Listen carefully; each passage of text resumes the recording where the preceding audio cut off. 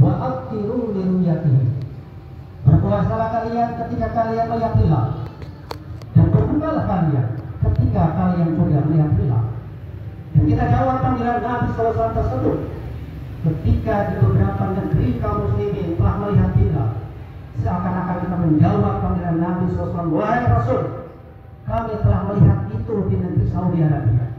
Meskipun kami berada di Indonesia, wahai Nabi, kami melihat itu di Qatar, di Uni Emirat Arab, meskipun jauh dari negeri kami, karena kami yakin engkau menyampaikan itu tidak hanya untuk orang Arab, tidak hanya untuk sekelompok orang, tapi juga engkau mengatakan itu untuk seluruh kaum muslim. Dan kita memenuhi panggilan Nabi SAW. Hari ini kita sama-sama melaksanakan syariat yang beliau SAW telah tentukan, yakni ibadah sholat id bersama-sama. Inilah kebahagiaan hadirin yang dimuliakan oleh Allah Subhanahu wa Ta'ala. Sebagaimana sabda Nabi kita yang mulia, "Isori farhatani, farhatun inda fitrihi wa farhatun inda liqa'i rabbih." Ada dua kebahagiaan bagi orang-orang yang berpuasa. Bahagia karena dia telah berbuka. Baik berbuka di setiap harinya ketika kita mendengar kumandang adzan maghrib. Begitu berbahagia kita karena telah menuntaskan kewajiban kita setiap harinya. Dan hari ini kita juga berbahagia karena kita sudah melewati hari-hari yang begitu melelahkan. Mujahadah dan keseriusan kita dalam beribadah yang luar biasa. Tuntas sudah ibadah kita di bulan Ramadan. Selesai sudah syariat yang telah digariskan oleh Nabi SAW kepada kita. Sekali lagi dengan harapan semuanya akan dibalas dengan pahala dan juga ganjaran yang lebih berlipat ganda. Namun hadirin yang dimuliakan oleh Allah Subhanahu wa Ta'ala, kebahagiaan kita tersebut tidak sempurna karena masih banyak persoalan-persoalan yang saat ini mendera saudara-saudara kita. Kita tidak bisa untuk lalai dan tidak peduli dengan saudara-saudara kita, karena Islam telah disatukan dengan akidah.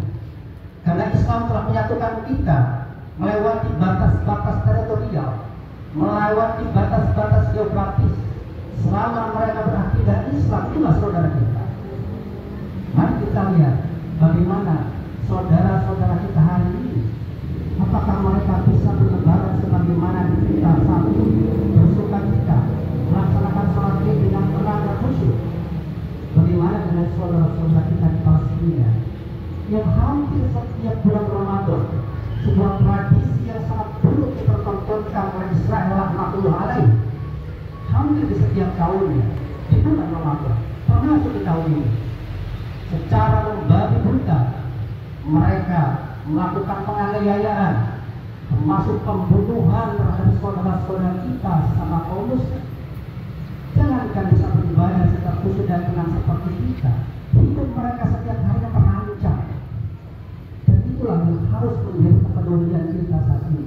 Dan itulah yang menjadi celah dan noda ketika kita saat ini kita tengah berbahagia.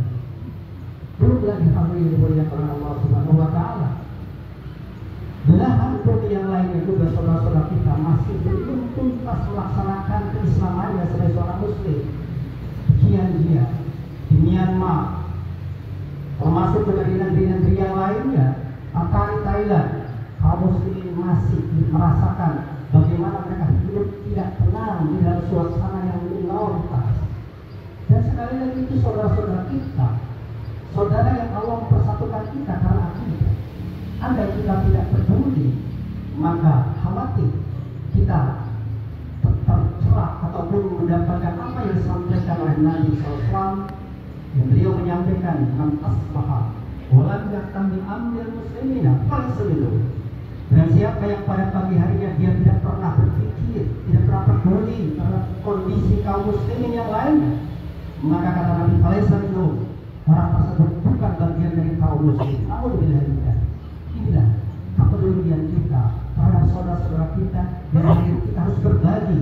Di satu sisi kita merasa bahagia, tapi sisi di lain harus tersimpan rasa iba, nestapa dan sedih ketika kita melihat saudara-saudara kita menjauh. Allahu Akbar, Allahu Akbar, Allahu Akbar. Bagaimana dengan Nabi kita hadirin yang dimuliakan yang mayoritas kaum muslim perlu kita prihatini, perlu kita pedulikan, karena sampai saat ini keberislaman kita tidak bisa secara totalitas.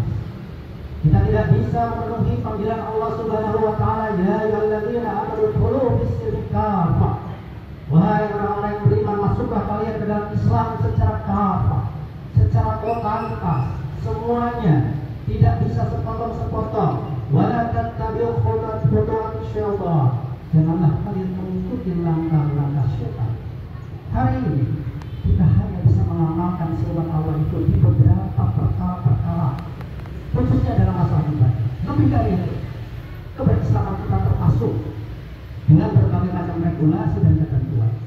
Tidak bisa melaksanakan perintah Allah terkait dengan masalah muamalah, tidak bisa melaksanakan perintah Allah terkait dengan bagaimana kaum muslimah misalnya diwajibkan menutup auratnya, tidak bisa melaksanakan perintah Allah di dalam hukum dan jinayat, tidak bisa melaksanakan perintah Allah di dalam persoalan-persoalan yang lain, hanya bisa dalam persoalan-persoalan ibadah. Masih banyak sisa kita yang tidak bisa kita nanti pertanggungjawabkan di hadapan Allah, karena Allah merintahkan itu semua kepada kita semua. Belum lagi hamil yang dimuliakan oleh Allah Subhanahu wa taala, kezaliman yang saat ini dipertontonkan termasuk oleh para penguasa negeri muslim. Bagaimana mereka tidak peduli lagi terhadap rakyatnya, terhadap umat Islam, di mana mereka yang memiliki kekuatan. Bagaimana ungkapan as-sultanu lil ummah, kekuatan itu milik umat, kekuasaan itu milik umat, dan mereka tidak tahu atau pura-pura tidak tahu bahwa apa yang selama ini mereka dapatkan dari kekuasaan itu hakikatnya dalam milik umat. Hari ini mereka tidak peduli. Bagaimana yang menjadi kita? Pajak setiap saat selalu ada dan membebani masyarakat, khusus masyarakat kecil. Bagaimana korupsi yang merajalela saat ini, bahkan tidak hanya miliaran, bahkan sudah sampai ke tulang ini. Dan itu adalah uang masyarakat, uang rakyat, uang umat. Belum lagi penegakan hukum yang tidak adil, tumpul ke bawah, tumpul ke atas, tajam ke bawah, laksana pisau. Kita mendapat hal itu terdapat di berbagai macam lembaga-lembaga, baik eksekutif, baik yudikatif, termasuk mereka-mereka yang duduk di lembaga legislatif.